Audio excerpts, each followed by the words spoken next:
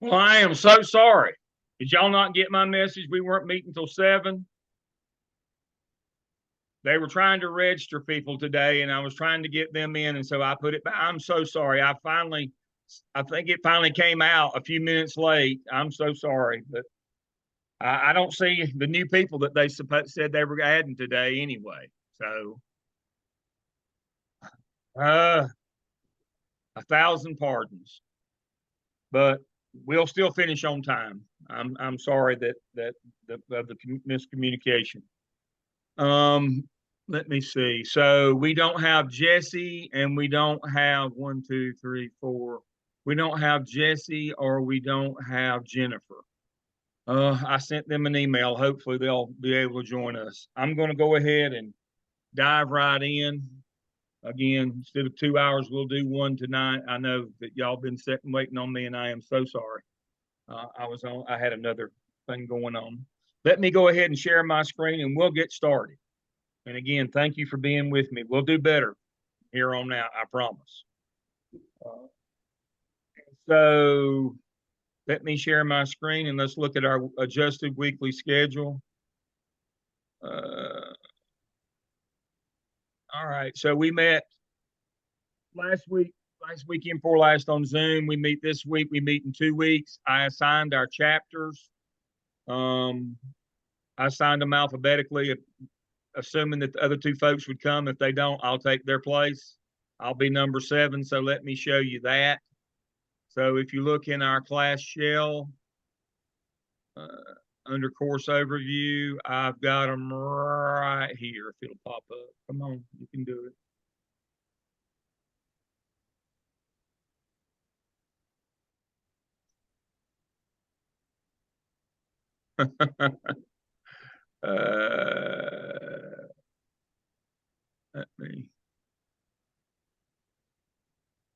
Let me sign back in right quick.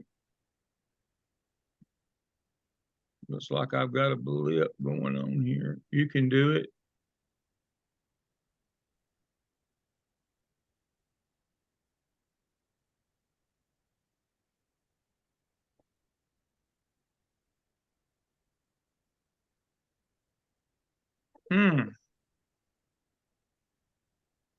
Oh, it crashed. Now it's coming back up. Okay, I got it.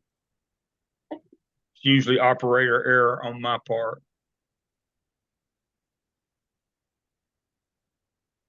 All right. So right here, so I did it alphabetical. Siobhan, uh, Jessica, Jesse, Corey, Beth, and Jennifer. And again, if they don't join us, I will take their spots. But right here is your case study assignments. Now I want to talk about those for a second. All you do is lead the discussion. There's no written, there's no PowerPoint, there's none of that stuff on these. You will just lead the discussion when we get back together at 6 o'clock in 2 weeks, and I will be on time. Um, I won't put it back. I won't let somebody talk me into that part ever again. And so you simply lead the discussion. You say, but yeah, I don't have my book. I don't have that book. Right here under the principal case studies, right here, I've copied them all for you. They're right here. So if you don't have the book, if it's not come yet, or if you didn't bother to get it, either way, I've got the case studies for you right here that you will need. You simply click on it, and it's got them. It's got them right here, the different ones. And if yours isn't there, email me because I copied them all again recently, and I can get them to you quickly. They should all be there. They are on my end, but whether they'll be on your end or not, I don't know. Technology's not working the best right now, but that's what we'll do next week. I always like to look ahead when we start each class, and so next week you will lead the discussion on these case studies about what you would do or what the central problem is and what would you do as a solution to the problem. Okay, that's it. You'll have to lead us through those. We'll all read them by then to make sure that we're up to speed. and I will inject anything that might be legal into it. If there's a point of legality that we're overlooking, I will make sure that we do that. And so it's just an oral presentation. And don't 10 to 20 minutes. Don't do more than 10. Just be prepared to lead through those. This is not some major presentation. I just want somebody to talk besides me. All right, and then this week, what you should be working on is that discussion board. 3 things a new principal must know in order to be a successful principal. What 3 leadership traits? Make sure that you talk to your principal. It's not due any specific time, but during this half of the course, I want you to go out and talk to principals about being a new principal and what they think are leadership traits are important in those things. I know you've had leadership classes, whether you're a transformational leader, whether you're transactional, whether you're situational, whether, whichever one, you know the lingo. So talk to them about leadership traits. All right. And so that's when we meet again in 2 weeks. And then the week after that, I'll have a lesson for us on human resources, staffing, and marketing. That material is already there. The following time we get together, you will do the same again. Again, we're kind of going back and forth. Then the next time we get together will be in Charlotte, and you will cover your Maxwell chapters. Make sure that you do a PowerPoint on them. Don't make it a long PowerPoint. Don't make it involved, but have something that you can speak to as you get up and present. Please do not overdo this thing. Now, I keep saying that because I know y'all are EDCI folks. Again, y'all are a lot more, y'all are a lot smarter than the LS people, but sometimes you can overthink things. Don't make this any bigger than it has to be. Don't, I'm not looking for a 20-page PowerPoint, 4 or 5 pages, something like that. Big ideas, big ideas. I'll show you one of mine in a minute. You can see how simple mine are. I'm not too smart, but we just use the PowerPoint to prompt our conversation. We need to learn as school administrators to be shorter, sweeter, more to the point kind of thing. One of my, and of course that will round out and we'll go into second. And so we won't talk about that, but that'll round us out for this semester. But one of the things that I would encourage you about is the dominoes principle. Who knows what the dominoes principle of leadership is?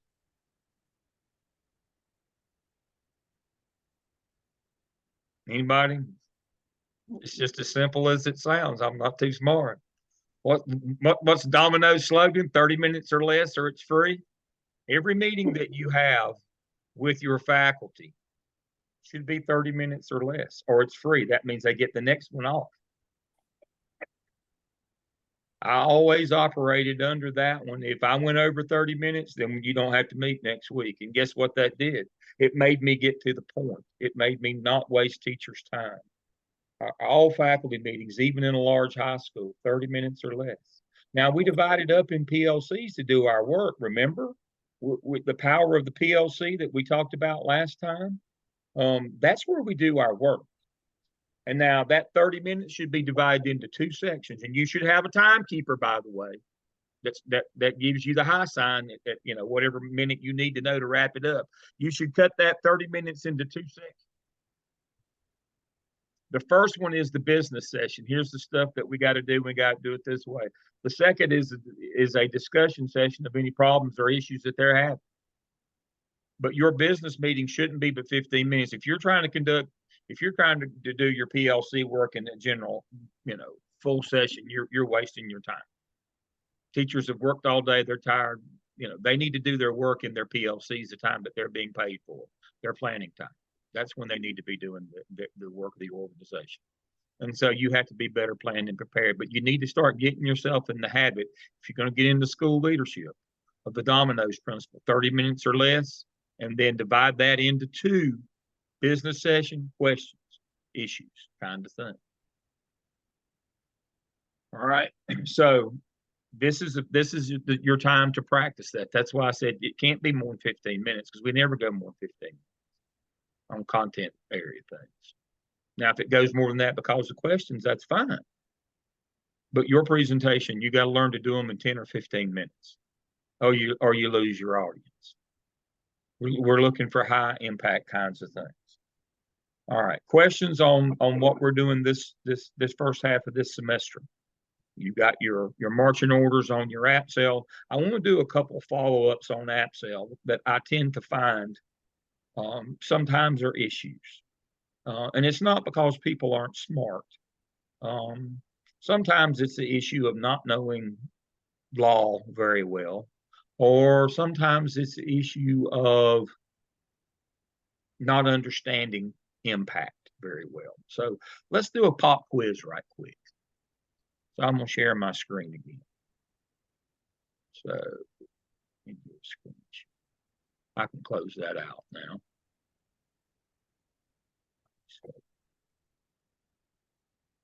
All right.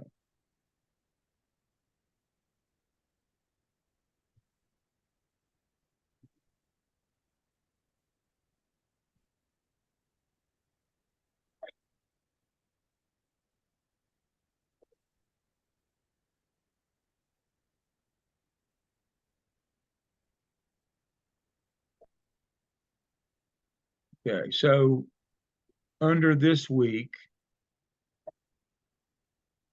and I had this pulled up, but I see it's decided to not make the scene. All right, so here is a snapshot of a school's composite in terms of EOC results. We'll look at a report card again in a minute, but I want you to look at the things that I have circled. Now, we're talking about gap analysis, my most pressing need. Now, remember, we can go back and track the legal responsibility for you to do a school improvement plan, right? Everybody knows that's under 115. So you've got to do a school improvement plan every year. We've even got a document here that, let's see, where is it?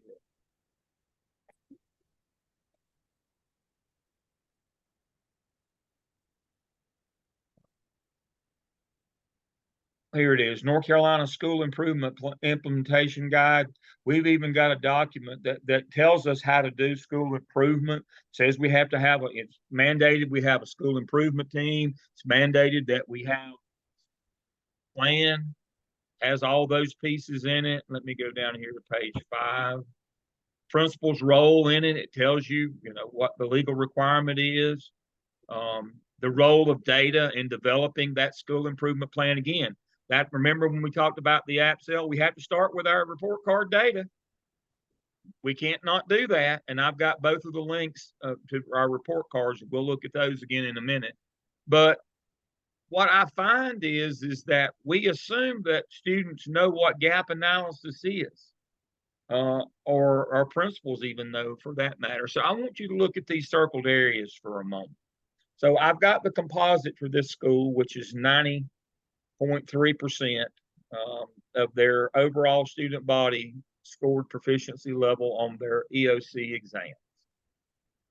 If we look at their subgroups, they're whites 89.8, but I have circled the four that are below the actual school average, and that would be Black, economically disadvantaged, limited English proficient, and students with disabilities. And you can see not only what their composite score is, but you can see the number of students in those categories. So the question is if you're doing a gap analysis and part of your school improvement plan is a closing the gap program at your school, which is the app sale, by the way, that we're doing right now. That teaches you how to do that closing the gap required state and North and South Carolina program. You have to do your most pressing need or, your most critical need or whatever. You have to do a gap analysis. You have to do a data dive of your scores. Which of these is your most pressing need and why? I'll give you another minute while I get me a glass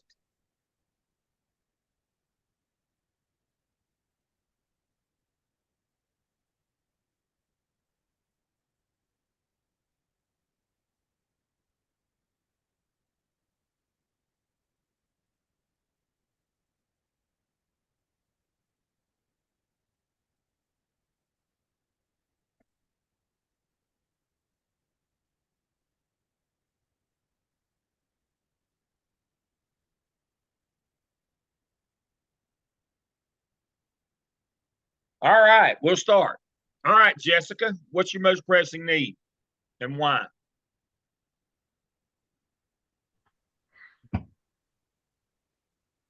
And I would venture to say the economically disadvantaged, although they're at 83%, there's still 695 of them. And some of those Okay. economically advantaged could count as also students with disabilities and also students with LEPs and also African American students. So they could have multiple hits. Yeah, Mhm. that's pretty good. That's a good guess. I like that. Um, so we got one vote for economically disadvantaged. All right, Beth, what's your contention here?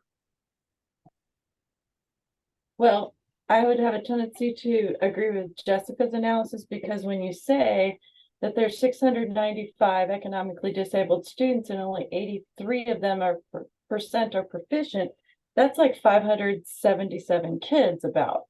So that means almost that entire group is a huge impact out of the 2071 in the school. I mean, that's like, you're looking at about a quarter of your student population right there in that number. Okay. All right, Corey.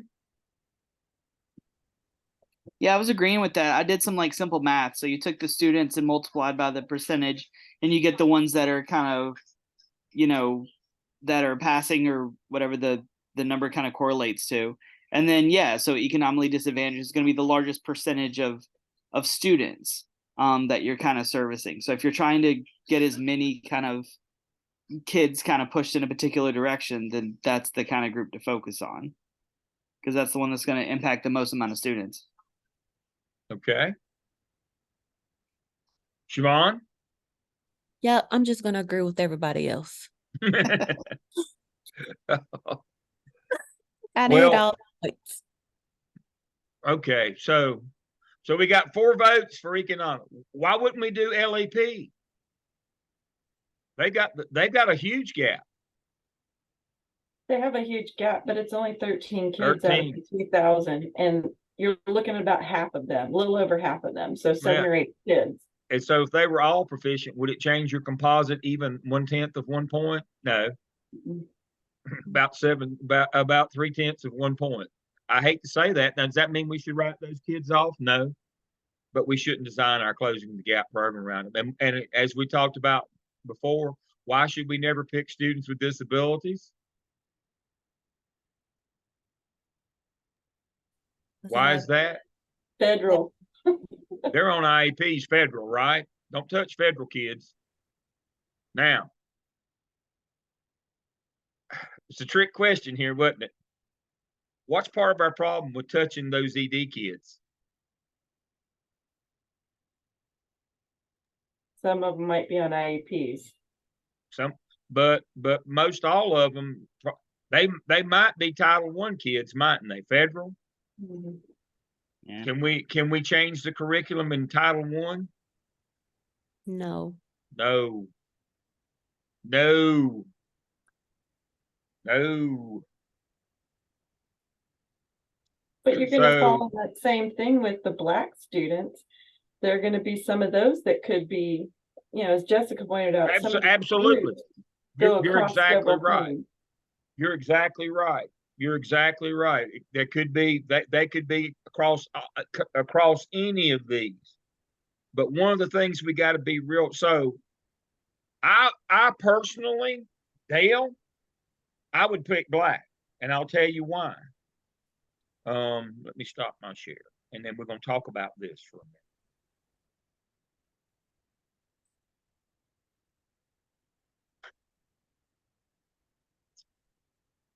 Economically disadvantaged is a federal designation. And we have to be really, really, really careful when we start selecting kids with those federal designations because they are protected classes. Now, whether for good or bad or for the other, if they identify as Black, that is not a protected class under federal law. However, economically disadvantaged is. And I know that sounds crazy, but I would steer clear. I always try to steer clear of federal stuff. Because you get into the, can we use their money? No, we can't use their money. We can't use their time. We're already pulling them out one time already. I just think it's a danger. I just think that more bad than good can happen. But you're right. They are the logical choice if you don't have a Title I program in your school. But I don't, if you don't have Title I, then absolutely. But if you got Title I, then you need to be real careful about selecting them if you've got Title I. If you don't have Title I, and I don't know why you wouldn't, but if you don't, then you go. If you got Title I would avoid them and go with black. These are the kind of considerations that you have to be thinking about as a principal, though. It's not just simple math, just like the EC kids, federal, stay away from them. English as second language, federal, stay away from them. Economically disadvantaged, if they're in Title I, stay away from them. More bad than good can happen. And I know that sounds, we don't administer by fear, but it's just common sense. We don't poke the bear if we can help it. The feds are just, they're hard to deal with. And some of you that have had that experience understand what I'm saying is they're hard to deal with.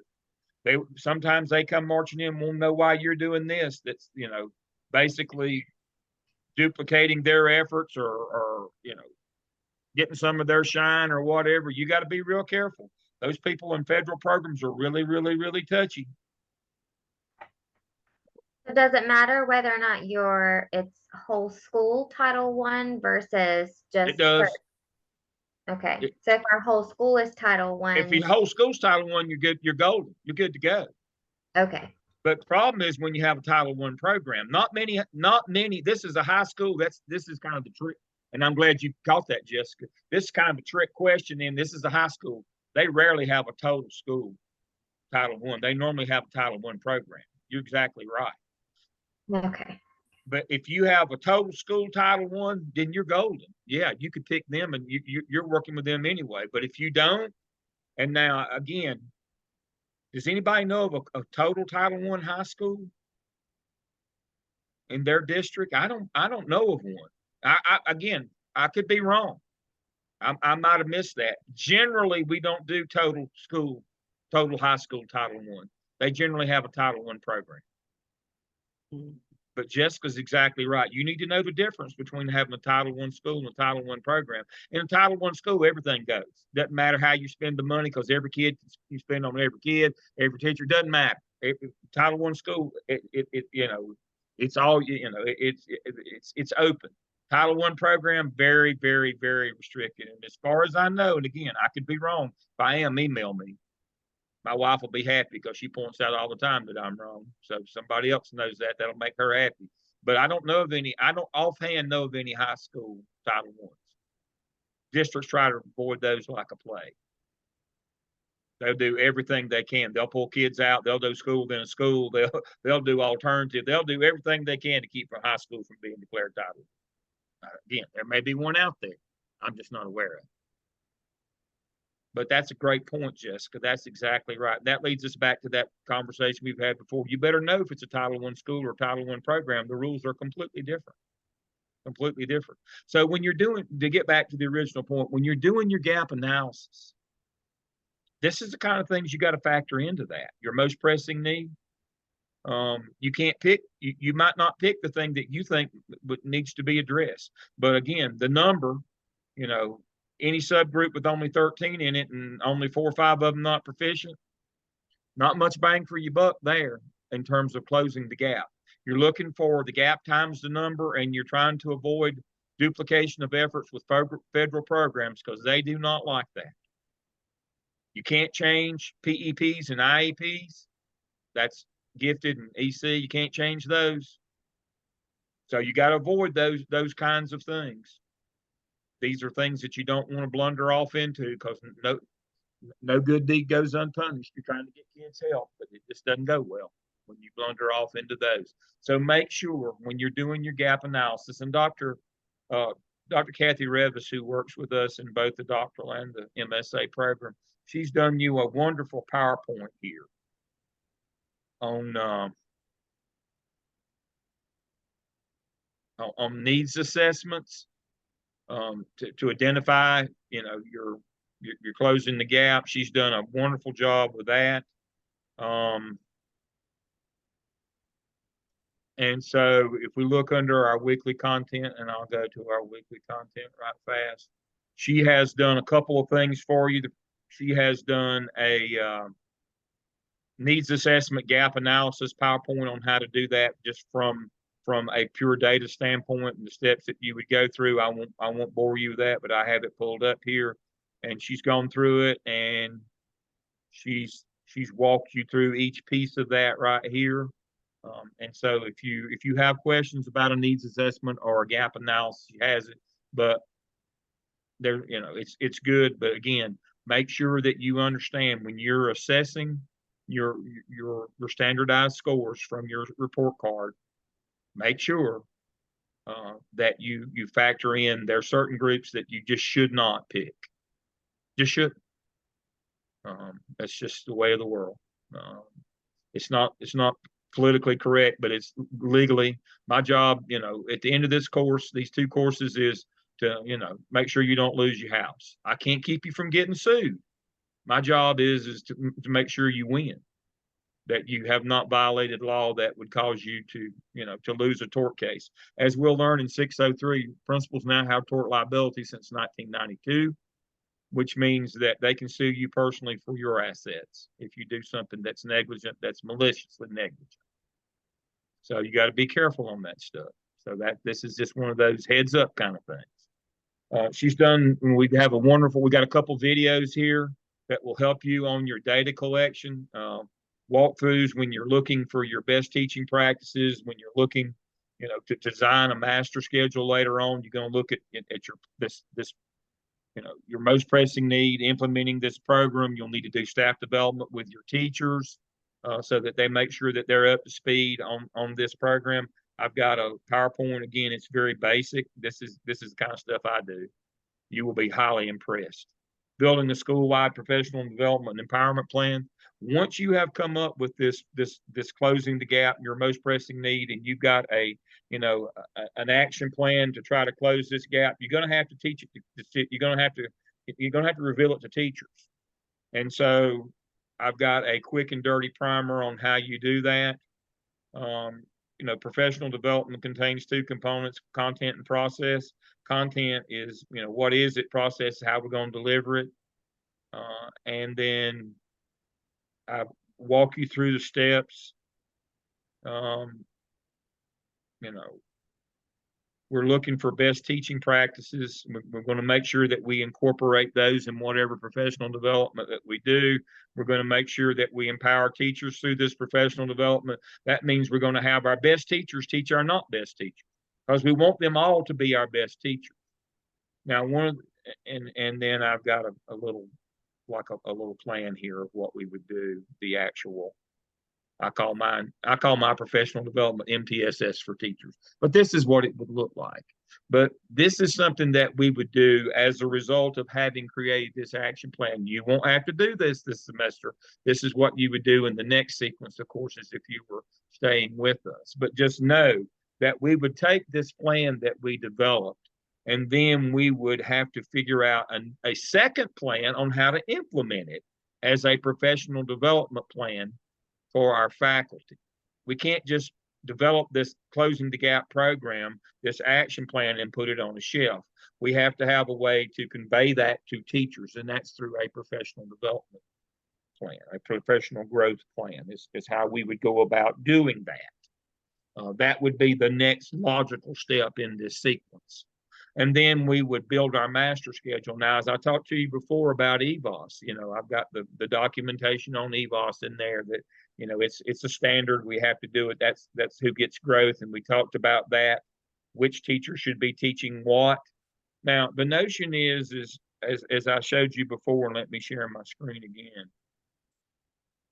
When we're putting this initial plan together, and I'm gonna go ahead and close that one. And when we're doing our professional growth plan for our teachers. One of the things that we're understanding here is not all teachers, are good with all groups of kids, but we want to build them into the kind of teachers that can be good. We don't want to have to work around those gaps all the time. We want to improve them. Walkthroughs, learning walks. That's one of those ways to do that. Formal observations, that as well. The teacher standards, and then the evaluation system. I've got it right here. NESIS evaluation system. Principals' responsibilities right here. Know and understand the teaching standards. Participate in training to understand. Implement the evaluation process. Supervise the evaluation. Identify teacher strengths and areas for improvement. That's what I'm talking about. You've got to get these teachers better so that you're not always trying to cover up for the gaps that they have with students. You're trying to get them better. So you have two gaps, is my point. You have the gaps in student learning and the gaps in teacher ability. You've got to plug both of those up, and you do them at the same time. You can't work on one. They have to kind of work together. And so if we look at this thing that Dr. Robin Hamilton put together for us here, we look at our growth, our EVOS growth, 0 is met, more than 2 or more is exceeds, less than 2 is not met. But again, we looked at this before. These particular teachers right here. Again, this teacher's not good with the middle group of kids. But we can't live with that on and on and on. Yes, we can schedule around it for a while, but eventually that's going to come back and bite us. So the whole notion of a closing the gap plan is closing the gap not only for our students, we're going to put programs in place for them, but we're going to staff development, professionally develop our teachers and close the gaps in them as well. That's the part that you've got to start thinking more like an administrator rather than a CNI person. The CNI person just says, all right, we got gaps in student learning. Let's go design a program that'll address that. Administrator has to see both gaps. They go hand in hand. They work together, unfortunately. And you can't have a separate program. You got to do it all together. So closing the gap is different for administrators than it is for the curriculum instruction people. It's a different deal. It's two-phase. Again, it's determining what gaps in student learning based on your numbers. Yes, we're going to work on that, but we're also going to develop a professional development plan that goes with it to address those gaps in our teachers as well. So gap analysis for school administrators is two-phase rather than one, as it would be for curriculum instruction people. Does that make any sense at all? Have I been clear at all on that? Again, your perspective has to be broader. We have to step back and see the bigger picture. So please remember, I'll conclude this long-winded soliloquy. When we talk about gap analysis, make sure you don't get into federal programs, don't get into competition with them, because it will cause you legal problems and hurt feelings with those special POPs people. Be wary of that. But more importantly, understand gap analysis is not only of the students, it's of your teachers as well. And you have to plug and play, and you do both at the same time. And the way that you empower your teachers is you have your best ones teach your not best ones. You don't have to go out and hire somebody. Who's the best teacher in your building on this particular thing? Use them. Staff development. That puts them on the road to being empowered as a school leader. You have two types of empowerment. I refer to them as Big E and Little E. I don't know if anybody knows that reference or not. It's immaterial. Big E is empowerment as a school-wide leader. That's what Todd Whitaker says, where you teach other teachers, you be involved in curriculum, you're involved in school leadership team, you're involved in the budget, and you're involved in hiring. That's his 5 hierarchies of school-wide leadership for teachers. Leadership, Little E, is empowered to be a leader in your classroom. That's Marzano's 9 high yield strategy: similarities and difference, homework, cooperative learning, etc. And so we can get a double bang for our buck on empowerment if we work on those teaching strategies with teachers on these new programs that we're instituting, and we have other teachers teach them. We get them coming and going. We get better classroom teachers that are better empowered as classroom leaders using Marzano, and We give teachers the opportunity to step onto that school-wide teacher leadership empowerment cycle of teaching other teachers. That's the first level. Wow. School administrators have to be force multipliers. We have to do things that get multiple benefits, what we call a back bounce. We get the upfront benefit of having a closing the gap program for students, which we're required to as part of school improvement planning. But we also get the back bounce of getting empowerment in the classroom and empowerment in the school from teachers. Wow, that's a threefer. That's more than a twofer. That's a threefer. That's the kind of stuff that we have to do as school administrators. We don't have time otherwise. Everything we do, we have to think, what more can I get out of this? We have to make it a force multiplier. It's just like that 30 minutes or less domino. How can I get in and out in 15 minutes of business? Well, we use our PLCs as our force multiplier on that. That's where we spread those best practices is in that PLC work. We don't have to do everything as a one-off. We can do things that get us multiple benefits, and we have to know what those are.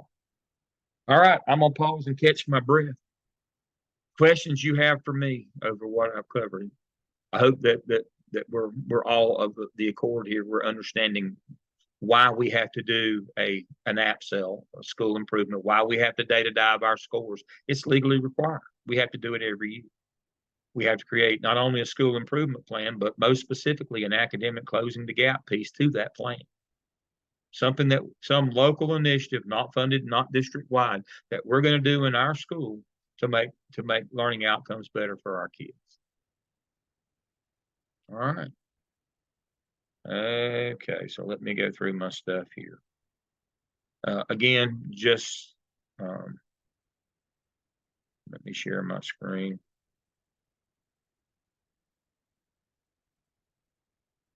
I can close that one now. And you've seen the teacher evaluation manual. Here it is, the teacher evaluation that has the standards of teaching. It tells you what, the purposes are. It gives you all these terms. It tells you what the teacher responsibility is and the principal. All those things. Again, the document that says we have to do EVOS right here. I've shown you how EVOS works. And so master scheduling, remembering that how well teachers do, it has to be number 4 on your list. Legally, when you schedule a school, we have to take into account those scores that teachers get on EVOS. That has to be a part of what we do. So we have to know that. We have to assess the gaps in the teacher's learning and abilities as well, because that's required. All these, by the way, are required elements for master scheduling.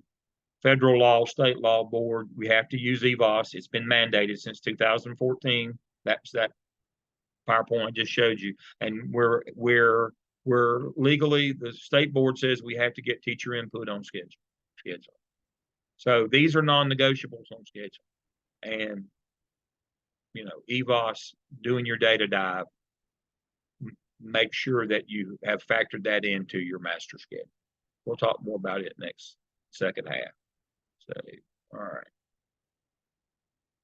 right. And we went over the lesson plan about how we arrive at the EVOS predicted score the kid has to show for growth. We went over that before.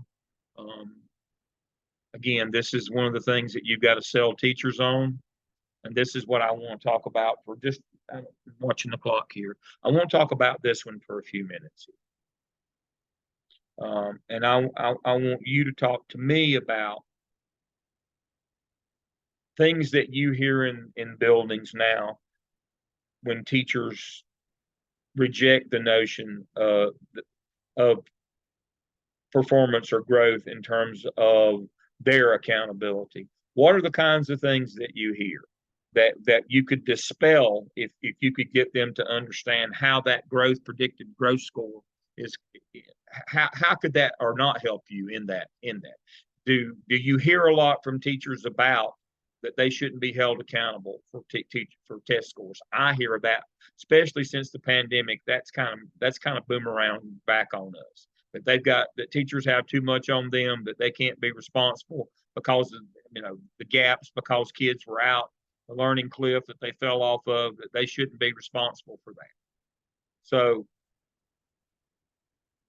how could we use this to help us get over that hurdle that we're now facing in public schools, the backlash from teachers on growth and accountability for student scores?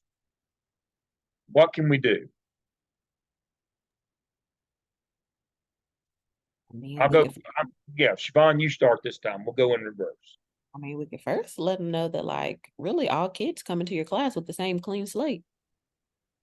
Like, we're all starting from like the way you have it broken down with that EVOS data. Everybody's starting like at the same place. The starting line is the same for everybody. That's great. Thank you, Siobhan.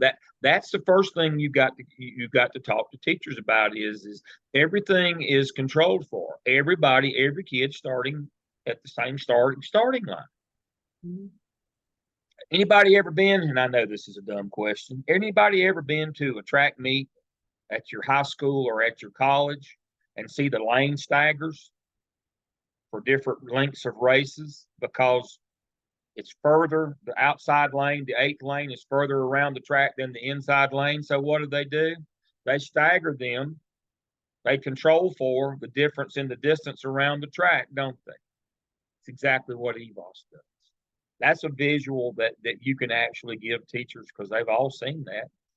All they ever do is watch the Olympics. They see on some of the 440s and 880s and those kinds of things that you start in different lanes because it's different distance around, and they control for that so that everybody starts from zero, basically the same starting point. That's wonderful, absolutely. But that seems to be the challenge. As dumb as I am, I thought we had that. I thought we had that bear whipped, but we didn't. It has come back with a vengeance since the pandemic. That this is unfair. That these kids can't learn. They can't. Now, comparative accountability. You're not going to do as well as you did, but growth wise, you can still. It doesn't matter what they didn't do last year. What matters is what you do with them this year in the growth accountability model. That's another thing you need to be able to say to them is they'll still grow. That poor test score they made last year, that actually helps you. What are you talking about? That's just better for you. I think Yeah. what I hear from teachers in 3rd through 5th, of course, because they have that standardized test, the EOGs, is this child is so far behind. How am I possibly going to get them to be proficient on the test? And so they're not thinking growth. They're thinking that the growth is so surmountable but they're really looking at to be proficient. Proficiency, which is comparative proficient. And they're not necessarily looking at, I can grow every child in my room at least a year's worth. And that's all we're interested in. Mm-hmm. And that's what we got to convince teachers again, baby steps. Right. But they're still so caught up in the school report card, which is measuring proficiency and our principals, evaluating us on our proficiency, that growth kind of gets shuffled under the rug a little bit. Yeah. But as well as I do, let me go back to our let me close that one.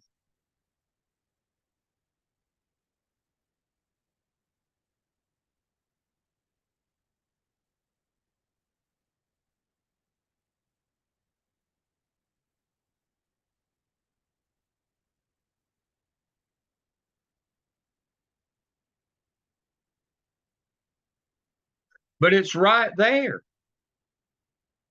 I mean, that's what you've got to remind teachers of. Yes, proficiency's over here on the left. Proficiency's over here. but growth's right there with it. I am so pleased that they have moved growth to the top of the report card and put it over here equal, right next to proficiency. I think the other part though that's teachers get hung up on is because what gets reported out to the public is not, wow, our teachers, our children exceeded growth. It does, but parents relate better to the letter grades. Oh, I know they do. They need something to And brag about over at the country club. right. And so I think that's another reason why teachers have a tendency to more focus on that proficiency because Absolutely. our school's a B or our school's an F, and then they're embarrassed to teach at an F school, even though the F school may have exceeded growth year Yeah. after year. Yep. Yep. Yep.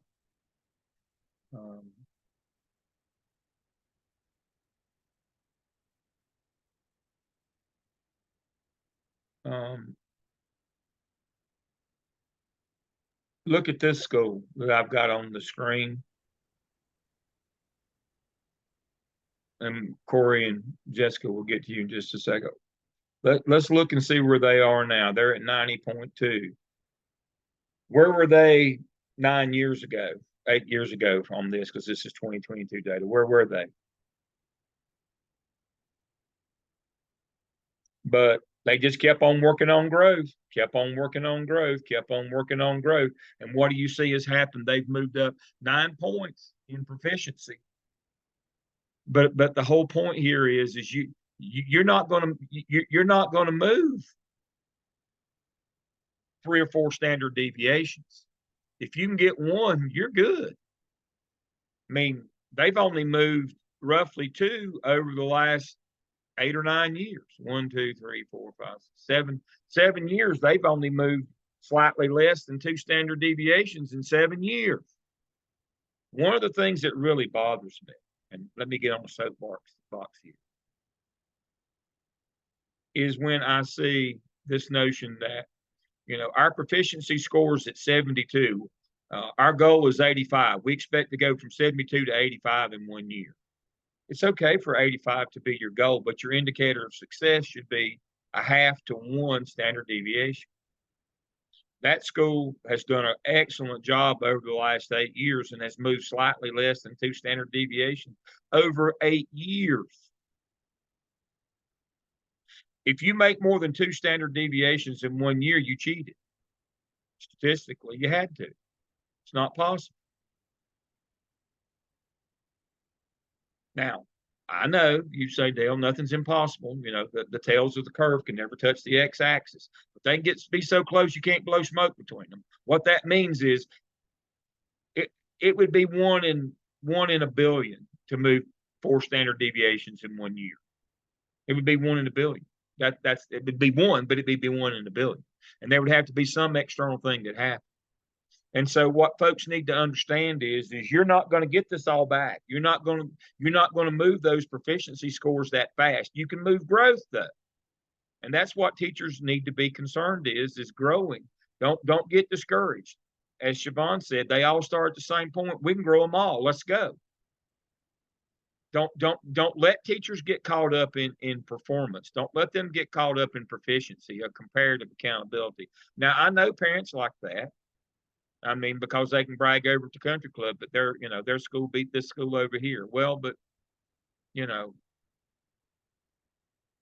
again, proficiency is more about who you got than what you do with them. Growth's only about what you do with them. And that's all you can really control as an administrator and as a teacher is you can only grow kids. That's it. Now you can grow them more than 1 year, but we need to get them back focused on growth. If you get them growing proficiency as you saw from that, as their proficiency, as their growth grew, see down here, as it grew, their proficiency grew as well. The growth's got to come first though, folks. Can you grow that kid a year every year? And we don't blame him from where his starting point. We don't blame him. We control for that. We stagger that start like we do on that track. It's a mindset so that we don't blame the kids. And we don't blame the administrator that put that kid in their room. And then they're mad and don't want to teach anybody. We have to get them to understand that growth is what we're working on. If growth comes, proficiency will come with it. The only way to change proficiency greatly is either cheat or throw all your kids out that are going to score low, like we did in the early days of accountability. And I'll give you an example of both of those. I'm watching our time. There was a high school in North Carolina that had been scoring 65. Did I tell you this story forever? They got a new principal and they scored 85 overnight. Didn't change teachers, didn't change kids. They cheated. A county in the Piedmont that happens to be the home of Gardner-Webb University, they did what was known as the Cleveland County dump. They took all the kids that were in the tested subjects, EOC, in high school, and moved them down to the non-tested ones.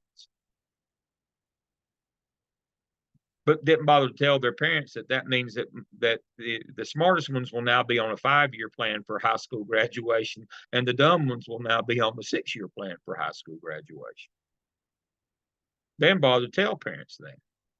They just moved all the kids that were below grade level out of the tested areas. This was back in the early 90s. Yeah. Friend of mine from Charlotte came to the county and was a principal there. He couldn't believe it. I said, yeah, I can. He stayed 2 years and got out. He said, I can't. This is unconscionable. 2 years later, guess which county of the 100 in North Carolina had the highest unemployment rate? That'd be Cleveland County. When you focus on proficiency only, comparative accountability, that's the kind of stuff that happens. We talk about those kids, them kids, pejoratively. We've got to refocus our folks on closing the gap. We've got to refocus them. We got to refocus our teachers on working on their professional toolkit and getting better with all kids. We've got to get back in that growth mindset, because EVOS tells us what teachers aren't getting growth with what kids. We don't really get that on proficiency. We don't have really any roadmap data. We don't have that like we have it. Our system is set up on a growth system for improvement. Okay, proficiency is just for reporting. That's for bragging rights. But what we have to do as school administrators to get achievement out of kids is focus on growth, because that's where all of our tools are. That's where all the good stuff is that we can work with teachers and work with kids to get improvement, is on the growth side, not on the accountability proficiency side. So we have to make sure that we're taking teachers on board. Corey, Jessica, I didn't call on you. What are you hearing from teachers? What's their backlash now?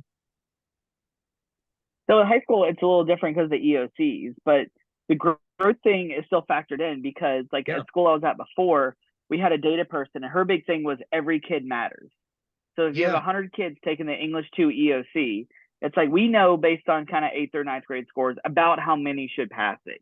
And so then you get to kind of barrel down into individual kids. It's like, well, if instead of having 65 out of these 100 pass it, if we get 68, then that raises this number on the school report card, raises that number on the school report card, the way the kind of formula works.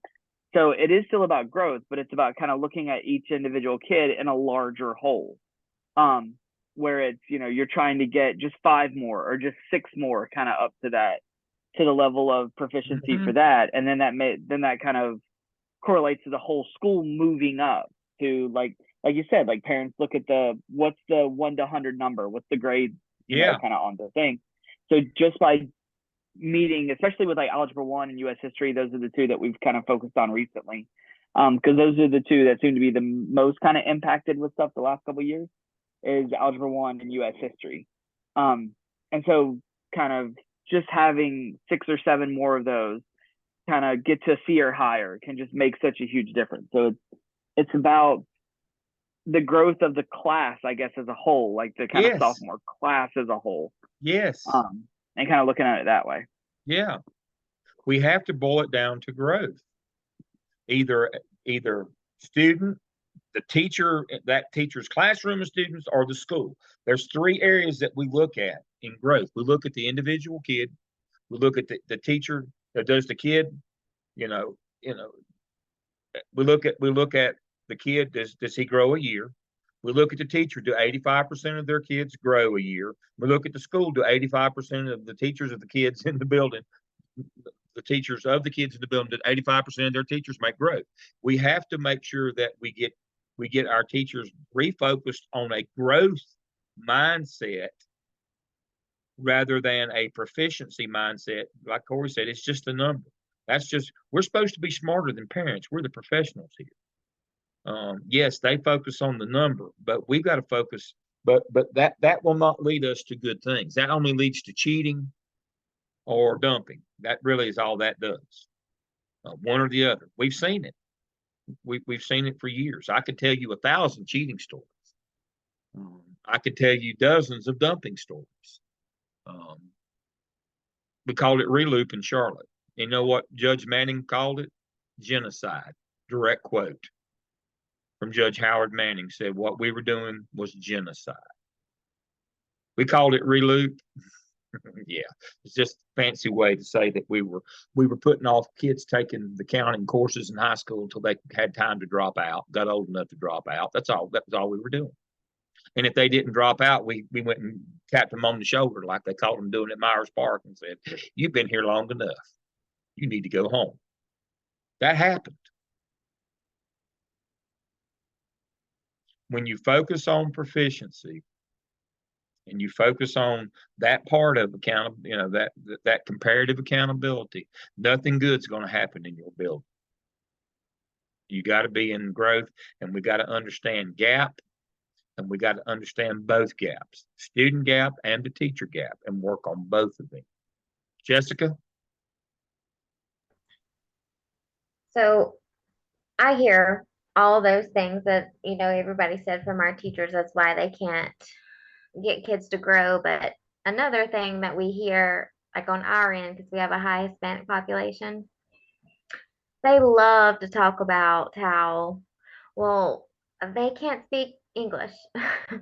They can't do this, they can't do that. And they love to also talk about things that they can't control, like, well, such as parent, had something going on in their life and it spilled over to the kid, and they anything they can possibly find to be the As an reason why they excuse, can't. Yes, to be the reason why rather they than can't. looking inward and saying, how could I be better? How could I close my gaps? Exactly. Yes. Mhm. Exactly. And that's why the beauty of the EVOS equation, that regression analysis is it controls for that stuff. And that's what you've got to be able to say to teachers, that's factored in, folks. The only thing that's at question here is you. Your 10 points. Are you contributing your 10 points to that kid? Are you doing your part? Are there gaps in your game? And that's what those walkthroughs are for, and that's what that evaluation system for, is to identify the gaps in their game. And then you got data that you can put right in front of them from students that says, this is a gap in your game. We looked at that one a minute ago. You can talk to that teacher about you're not doing well with the middle kid in your room. And it's not just one. It makes it makes those subjective evaluations. I know we claim they're objective, but they truly are subjective. All of a sudden, we've got hard data that says you aren't good with the high kid. You aren't good with the low kid. You aren't good. You got with the middle kid. You've got gaps in your game. Yes, we have gaps in learning in our building, and we're going to put a program in place. But you got gaps in your game, and that's going to be part of that professional growth plan in our building. So again, school improvement is two-part from the academic. It's designing a plan that's based on your most pressing need and the gaps in your building, and then understanding you have gaps in your teachers and addressing their gaps in a professional growth plan to be able to deliver that action plan that you had to begin with. It won't do any good if you develop it and it sits on the shelf, or you give it to teachers who can't deliver it. See, we make the assumption, we assume past the problem that if we come up with this plan and give it to teachers, they'll do great with this. No, they won't. We got to work with them too. There's two gaps. And those are what we have to work on. Go back to this. Let me close that one. And the last thing that I have, and I've got my eye on our time here.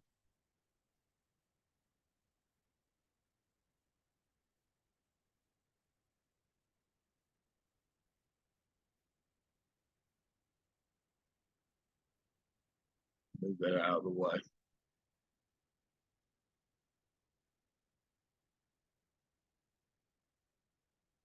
All right. The principal's role in school improvement. Again, Dr. Revis, this is kind of the end of it here. I want to kind of bring it home. And this kind of summarizes your role, but this is where that school improvement requirement, that school improvement document that I showed you, that's where it's in this PowerPoint. I'll link to that. Corey, this one's for you. This is the South Carolina school improvement cycle. Same as North Carolina's. It's just organized a little bit differently. I threw that one in there for you. And then here's how it all works together of the app sale, how it all aligns with one of the pieces of this. And that's how we get it. And then here's our action plan. And I want to remind you again, as we close out tonight, here are all the things that you're doing. The part that I consider to be the most important piece of this, and the one that's least understood by school administrators, is formative assessment. Again, we talked a minute about goal. We want to get to 85, but our indicator of success, if we're 72, might be 75. That's a half a standard deviation. That would be a great indicator of success in 1 year, to move half of a standard deviation. I'm not saying that our goal shouldn't be high, but we can't hold teachers and kids to an unreasonable standard statistically. So these two are kind of close to my heart as a statistician, but this one right here, formative assessment, this is the one that I think is the most overlooked part, and is the most important part of any plan that you put in place, is that fidelity piece. Are the adults delivering it as intended? Do they have the ability to? That's what we talk about, gaps in their game. If I come up with this great plan and they can't deliver it, it's not a great plan. Formative assessments, when we go out there and we check on them, we see the gaps in their game. We go out and make sure that they're implementing the program as intended. And if A, they're not doing it simply because they don't want to, or B, because they can't, it doesn't matter if they can or won't. All that matters is they don't. And that's up to us to make sure that they do. And that's the part that we neglect the most. We just assume, we told them to do it. We just assume that they'll do it because we told them to. And that's the part that I think that where we fall down the most. People like me who are operations people, especially, that's where we fell down the most in the business, because we weren't inclined to be in the classrooms other than just to do walkthroughs. We weren't there long enough to know if they were really, doing what they needed to do. You can't go and camp out in classrooms. That can't be your hide, but you got to stay in it enough that where they're delivering those lessons as intended with fidelity. And if you can't do that, then you need to be able to get to PLCs, and you need to be able to have somebody that is checking to make sure in your building every day that teachers are doing what's expected of them. And if they don't, can't, or don't, or won't, we have to figure out why they're not doing it, and make sure that they do. And that's kind of the whole notion of school improvement, gap analysis, of action plan, closing the gap. That's the whole ball of wax in terms of the principal's part in school academic improvement. I've summarized it for you in and out. Again, 1,000 pardons. I thought it was communicated that we'd be an hour late tonight. That was my fault. I sent it out a few minutes. I think it didn't come out for a few minutes. I noticed after I put it in, it didn't come out on time. But we got through on time anyway. Questions you have for me, feedback on the things is this new stuff to y'all? Or is this I'm just wasting your time reiterating what you smart people already knew? I mean, a lot of it is new to me. It's good stuff. Yes. It's big picture stuff. Again, it's that lens. It's that big picture. You folks are such experts. You're down in the weeds. You know, people ask me all the time, what's the difference? You know, EDLS people have to step back. We have to see the bigger picture. We have to see all the moving parts. I'd love to be down in the weeds on some things, but we just can't be. We just don't have enough time to be. And I'll leave you with this tonight. We're always remember that we're trying to do force multipliers and save as much time and be as competent and as efficient as possible. Because we could all do better if we had more time. But we don't. There's a time-space continuum. We can only be at one place at one time. And we can't make more of it. And we've got to start making sure that administrators are as efficient as possible, where we don't just work them to death. You've got to take care of yourself. You can't lead anybody if you're not there. You're in the hospital or you're broken down physically or emotionally. We've got to learn these force multipliers, and I know a few tricks of the trade that we're going to try to teach you as we go, or share with you as we go through. And tonight is kind of being, this is how this is a twofer. This is actually a threefer tonight. This is how you use a force multiplier on this to achieve the outcomes you need on your academic program. Again, 1,000 pardons for being late tonight. Miscommunication. It won't happen again. I won't take anybody's word for anything ever again. I will be here in 2 weeks at 6 o'clock. Depend on it. I'll see you then. Thank you for joining me tonight. I appreciate it. Bye. All right, thank you.